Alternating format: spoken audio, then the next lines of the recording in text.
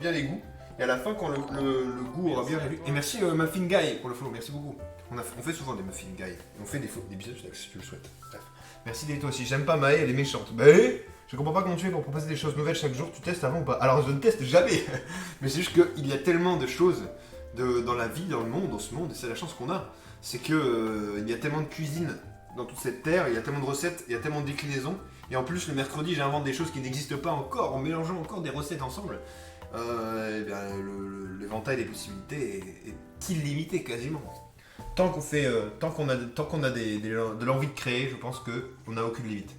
C'est comme les musiques, hein. Il y a toujours des gens qui écrivent des musiques tous les jours. Mais c'est pareil, les recettes, il y aura toujours quelqu'un pour faire des recettes. La musique et la cuisine, ça se ressemble finalement. Et au lieu de mettre des notes, on met des ingrédients.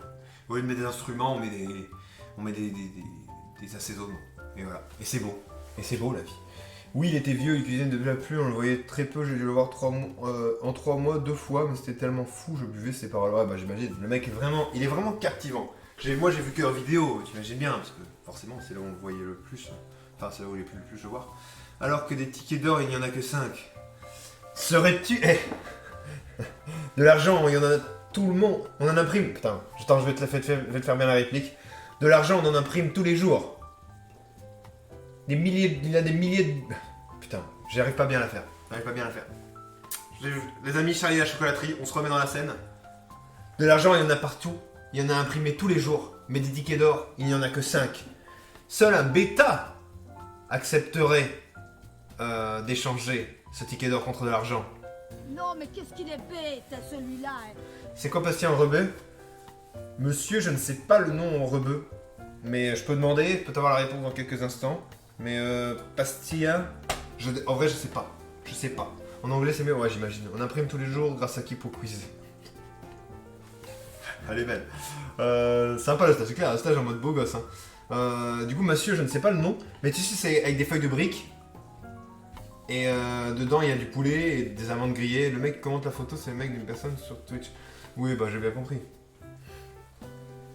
J'ai bien compris, Ibis, t'inquiète pas. Bonjour, salut Muffin Guy, comment ça va? Pastella. Ah peut-être, c'est peut-être ça, ouais. Je pense que c'est ça, ouais. Ouais. C'est ça. Bah, la prononciation, ça doit être ça, ouais. Tu es toi-même marocain ou... marocain, monsieur, ou pas du tout? Dis-moi un petit peu, j'espère que je vais pas faire honte. Mais j'avais capté, Ibis, t'inquiète pas. Un gros bébé rageux, voilà, un gros bébé rageux. Le nom FR je connaissais pas, ok. Bah écoute, voilà, tu l'as maintenant. C'est vrai que, en fait je me suis rendu compte aujourd'hui, parce que bah, j'ai dit à plusieurs personnes en ce moment que... Salut, qu'est-ce que tu fais aujourd'hui? Alors aujourd'hui je fais une pastilla qui se dit du coup... Pastel. En marocain, est-ce que je le dis bien?